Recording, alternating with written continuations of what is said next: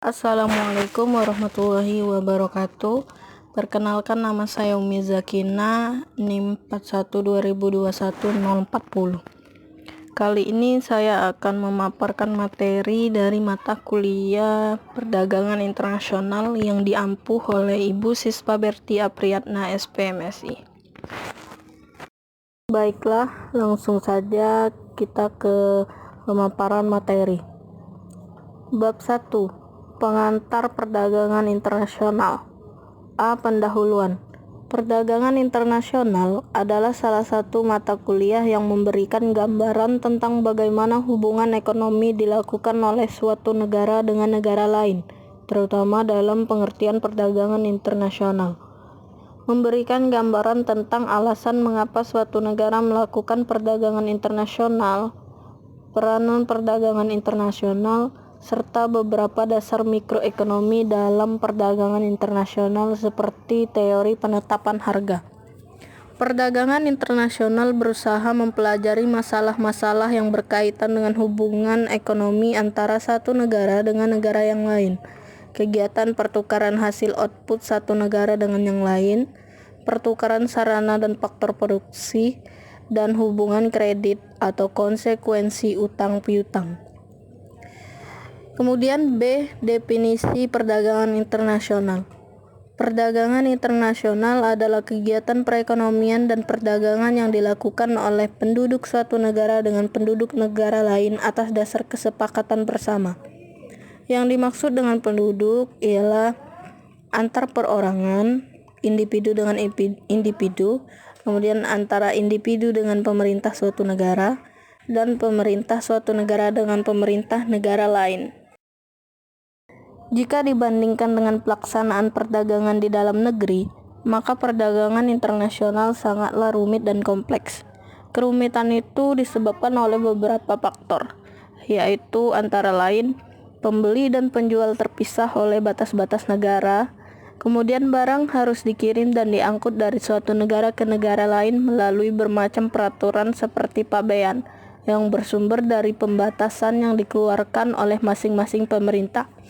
Kemudian antara satu negara dengan negara lain terdapat perbedaan dalam bahasa, mata uang, taksiran dan timbangan, hukum dalam perdagangan dan sebagainya. Kemudian dalam perdagangan internasional juga memiliki beberapa permasalahan, yang diantaranya adalah pola perdagangan, harga dasar ekspor-impor, kemudian manfaat perdagangan internasional, pengaruh makro perdagangan internasional, mekanisme neraca pembayaran, persekutuan perdagangan dan modal luar negeri, serta pengalihan teknologi. Kemudian C. Manfaat melakukan perdagangan internasional.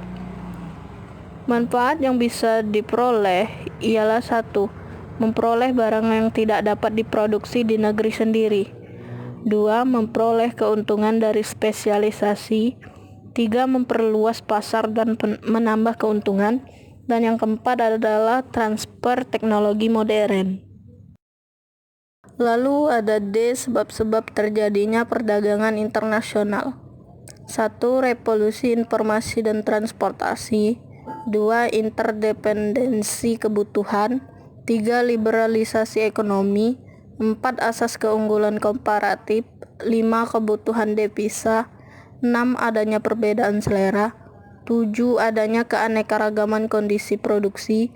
Dan 8. Perbedaan kebudayaan dan gaya hidup. Lalu ada E. Teori perdagangan internasional. Manfaat mempelajari teori perdagangan internasional yaitu antara lain 1. Membantu menjelaskan arah dan komposisi perdagangan antar negara serta efeknya terhadap struktur perekonomian suatu negara. Yang kedua, dapat menunjukkan adanya keuntungan yang timbul dari adanya perdagangan internasional atau gains from trade.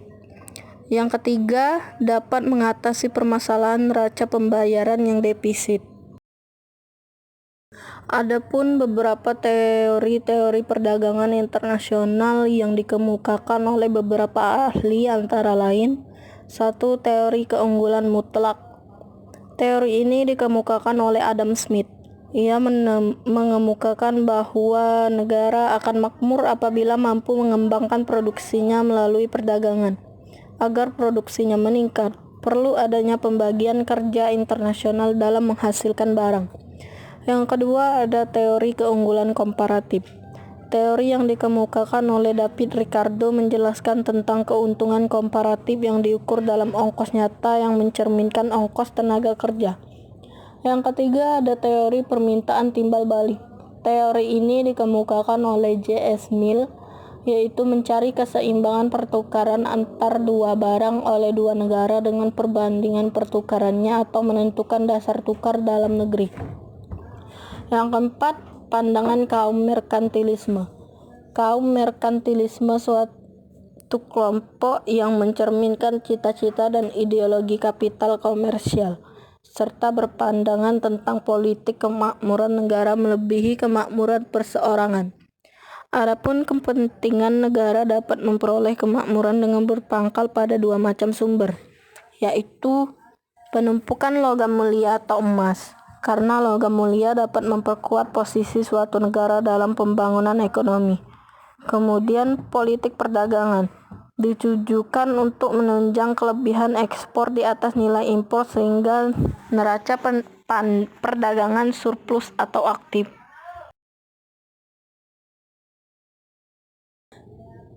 Kebijakan perdagangan. Dalam hal perdagangan, kita akan menyoroti tentang perdagangan bebas. Perdagangan bebas adalah keadaan di mana pertukaran barang atau jasa antar negara terjadi dengan sedikit atau tanpa mengalami rintangan. Alasan para pendukung kebijakan perdagangan bebas antara lain: 1. Perdagangan bebas cenderung memacu persaingan, sehingga menyempurnakan skala ekonomis dan alokasi sumber daya. Yang kedua, perdagangan bebas mendorong peningkatan efisiensi, perbaikan mutu produk, dan perbaikan kemajuan teknologi sehingga mengacu produktivitas faktor produksi. 3. Perdagangan bebas merangsang pertumbuhan ekonomi secara keseluruhan serta memupuk tingkat laba, tabungan, dan investasi. Yang keempat, perdagangan bebas akan lebih mudah menarik modal asing dan tenaga ahli atau laba, tabungan, dan investasi. Lalu G. Jenis-jenis perdagangan internasional. Perdagangan internasional atau perdagangan antar negara dapat dilakukan dengan berbagai macam cara. Di antaranya 1. Ekspor. 2. Barter. Barter ialah pengiriman barang ke luar negeri untuk ditukarkan langsung dengan barang yang dibutuhkan dalam negeri. Jenis barter antara lain direct barter, switch barter, counter purchase, dan buyback barter. Kemudian ada konsinyasi atau consignment, ialah pengiriman barang di mana belum ada pembeli yang tertentu di luar negeri. Penjualan barang di luar negeri dapat dilaksanakan melalui pasar bebas atau pre-market atau bursa dagang atau commodities exchange dengan cara lelang. Cara pelaksanaan lelang pada umumnya sebagai berikut.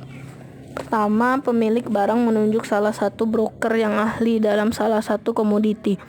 Kemudian broker memeriksa keadaan barang yang akan dilelang, terutama mengenai jenis dan jumlah serta mutu dari barang tersebut. Broker akan menawarkan harga transaksi atas barang yang akan dijualnya. Harga transaksi ini disampaikan kepada pemilik barang. Oleh panitia lelang akan ditentukan harga lelang yang telah disesuaikan dengan situasi pasar serta kondisi perkembangan dari barang yang akan dijual. Harga ini akan menjadi pedoman bagi broker untuk melakukan transaksi. Jika pelelangan telah dilakukan, broker berhak menjual barang yang mendapat tawaran dari pembeli yang sama atau yang melebihi harga lelang. Barang-barang yang ditarik dari pelelangan masih dapat dijual di luar lelang secara bawah tangan. Yang diperkenankan ikut serta dalam pelelangan hanya anggota yang tergabung dalam salah satu commodities exchange untuk barang-barang tertentu.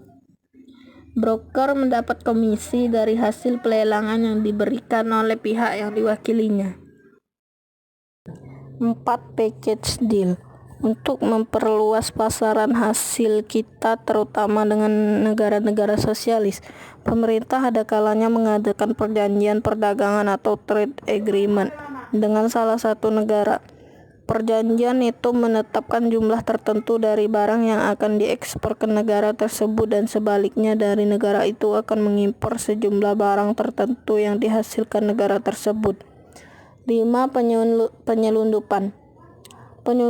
Penyelundupan sendiri adalah setiap usaha yang bertujuan memindahkan kekayaan dari satu negara ke negara lain tanpa memenuhi ketentuan yang berlaku. Penyelundupan dibagi menjadi 2 bagian, yaitu yang seluruhnya dilakukan secara ilegal dan yang penyelundupan administratif atau penyelundupan tak kentara atau manipulasi. 6. Border agreement. Bagi negara yang berbatasan yang dilakukan dengan persetujuan tertentu atau border agreement, tujuannya penduduk perbatasan yang saling berhubungan diberi kemudahan dan kebebasan dalam jumlah tertentu dan wajar. Border crossing dapat terjadi melalui 2 cara, yaitu sea border atau lintas batas laut dan overland border atau lintas batas darat. Ringkasan, perdagangan internasional adalah kegiatan perekonomian dan perdagangan yang dilakukan oleh penduduk suatu negara dengan penduduk negara lain atas dasar kesepakatan bersama. Jika dibandingkan dengan pelaksanaan perdagangan di dalam negeri, maka perdagangan internasional sangatlah rumit dan kompleks. Perdagangan bebas adalah keadaan di mana pertukaran barang atau jasa antar negara terjadi dengan sedikit atau tanpa mengalami rintangan.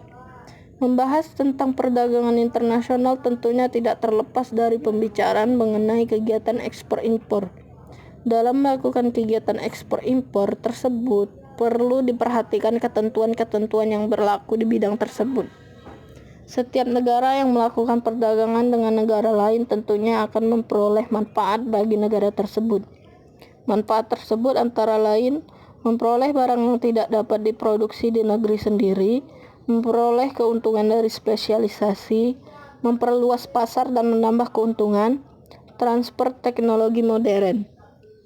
Eksportir adalah pengusaha yang dapat melakukan ekspor, yang telah memiliki SIUP atau izin usaha dari Departemen Teknis atau lembaga pemerintah non-departemen berdasarkan ketentuan yang berlaku. Impor adalah perdagangan dengan cara memasukkan barang dari luar negeri ke dalam wilayah pabean Indonesia dengan memenuhi ketentuan yang berlaku. Baiklah, itu saja yang dapat saya sampaikan. Lebih dan kurangnya saya mohon maaf. Saya akhiri. Wassalamualaikum warahmatullahi wabarakatuh.